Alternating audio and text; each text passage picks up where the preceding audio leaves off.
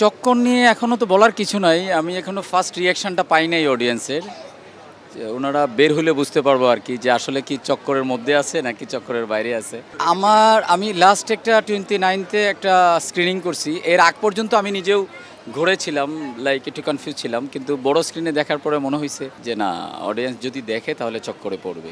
বলেন যে আমরা কতটা এইখান থেকে চক্করের বিষয়টা আন্দাজ করতে পারি। আপনি তো বললেন যে চক্কর আছে, এইটা আপনি একদম আপনি শেষ শট পর্যন্ত একদম শেষ শট পর্যন্ত আপনি যদি না দেখেন তাহলে আপনি আন্দাজ করতে পারবেন না। এক্স্যাক্টলি এটাই জানার ছিল যে আমার শেষ শট পর্যন্ত দেখতে হবে, কারণ এটা যেহেতু এটা মার্ডার মিস্ট্রি এবং আমরা পাশাপাশি বলছি যে it's a complex of love, complex of relationship, complex of betrayal.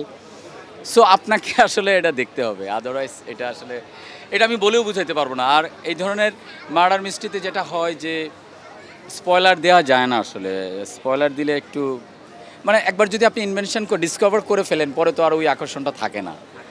So that যারা আমার দর্শক আছেন, যারা চক্করের দর্শক, তারা নিশ্চয়ই দেখবেন এবং এনজয় করবেন। It's a very entertaining movie. এটা আমার বলে না, মানে এটা ওভারঅল সাধারণ মানুষের ছবি, একদমই ম্যাস পিপলের ছবি।